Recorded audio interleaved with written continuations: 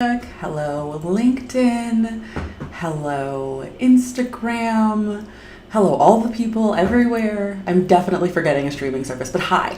I'm Monique. I'm an associate law school consultant at S. Montgomery Admissions Consulting, as you probably know.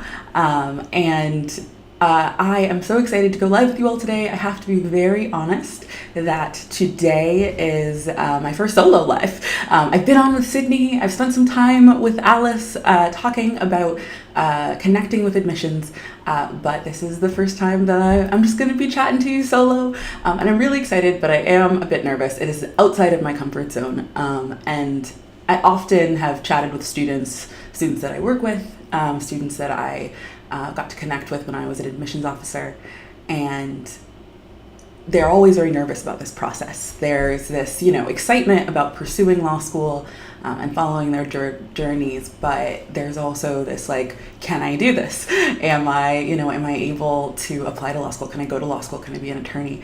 Is that my future? And I think that fear and that anxiety, while very familiar, is also sometimes a reminder that you're about to do something important, that you're about to do something exciting and new.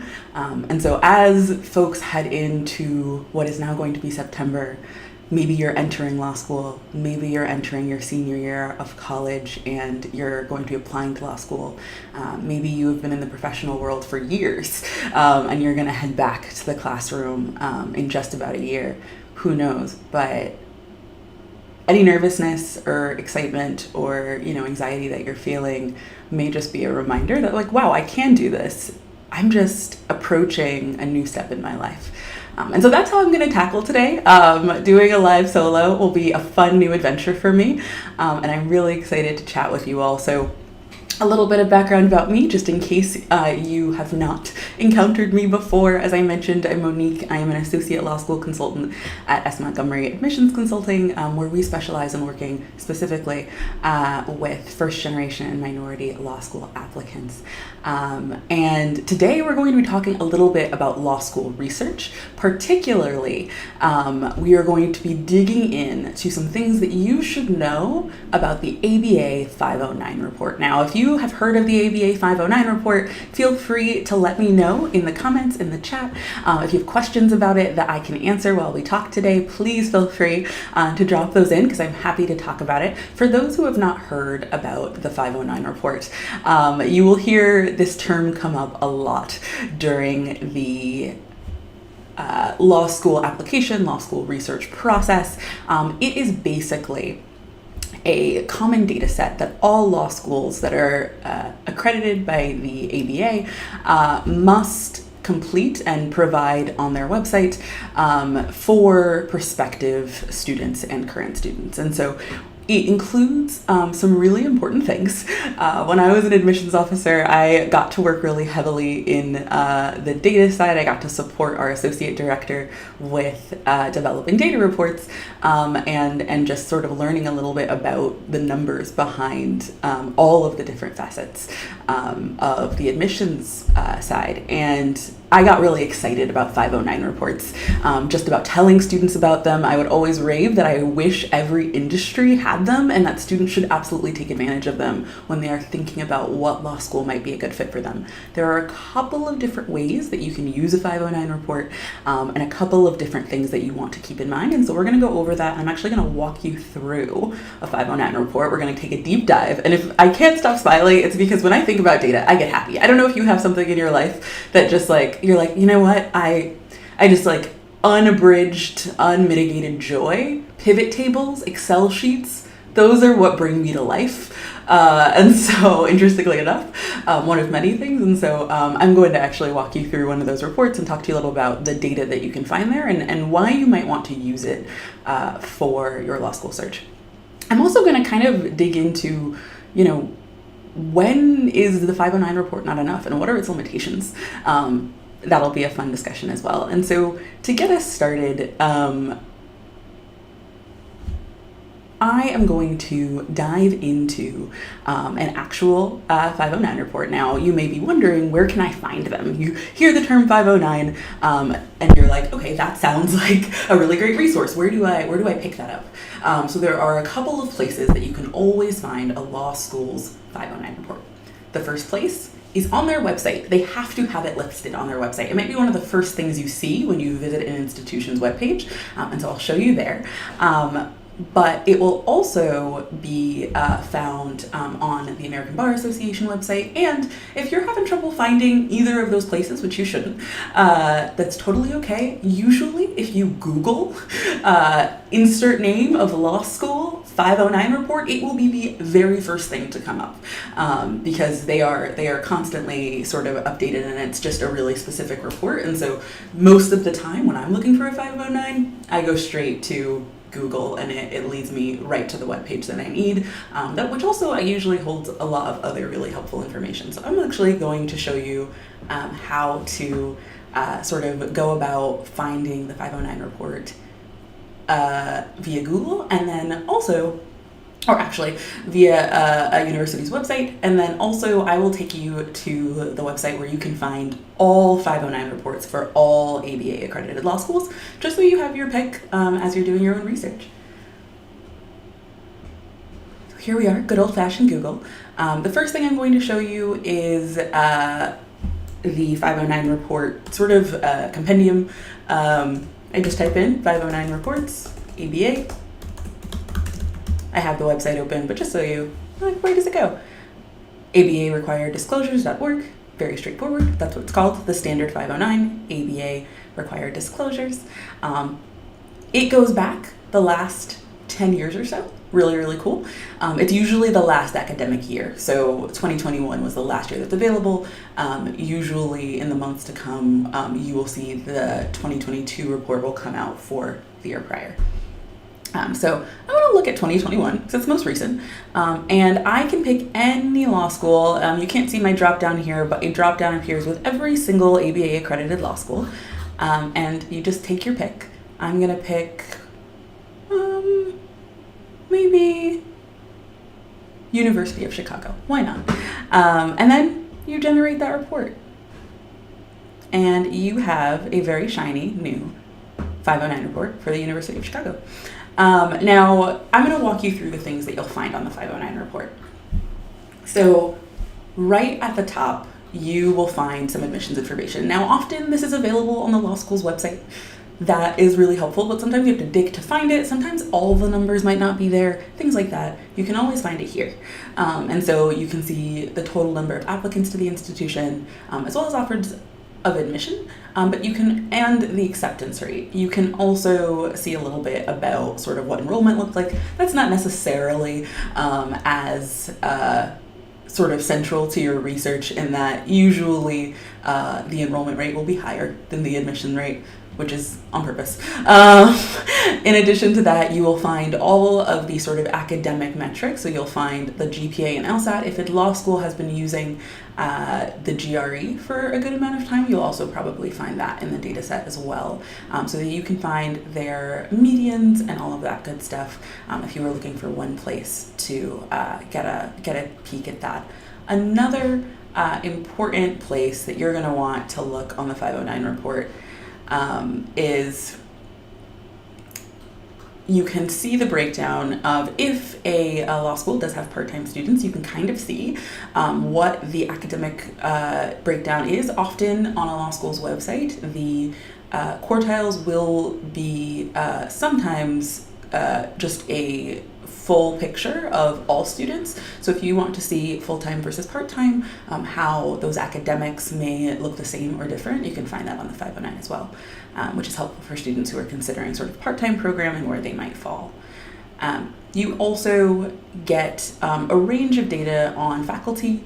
So if you're interested in how many professors might be at an institution relative to students, you can find that here. You also get some other data on administrators and librarians, who are very cool. Law school librarians are some of my favorite people. They just know so much.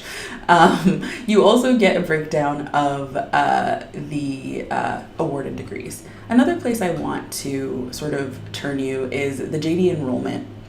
by generally race. And so this is a place that I would actually often point students to as one sort of resource to allow you to get a sense of what the demographic breakdown of an academic class in the law school might be. I think this is a very cool resource. It has its limitations, absolutely, but it allows you to sort of get a sense of what might demographically the community at this law school look like. Some students will ask me when I was an admissions officer, what does diversity look like at your institution? Sort of what are those numbers like? And I would often say every law school in the country has to actually tell you that, which I find to be really powerful. And that is not the only measure of diversity. It's not even, it's not fully scratching the full surface, but it gives you a picture. It gives you one more piece of data about when I'm a 1L, what might my 1L classroom look like in terms of the folks who will be around me. And then you can ask those deeper questions and go a little bit farther. But this gives you a good starting place. I also want to point out a really, really final important note about the 509 report is grants and scholarships. This gives you a clear understanding of not only sort of the raw numbers of students who received a grant or a scholarship, but also the percentage of students who were offered a specific amount. So, right, half or full tuition, you'll see the percentage of the class who may have received that, full tuition, more than full tuition, and just overall, how much. You also get the quartiles of grant amounts received, which gives you a sense of, this is about the middle 50% of what a student might expect to receive, using that as you make your mind up about what institutions might be able to provide you with relatively in amounts of aid. So this is a really good metric if you're starting to think about how do the schools that I am interested sort of compare in terms of the financial aid and scholarship funding that I can receive. This is sort of free money, grants and scholarships, as opposed to sort of federal aid.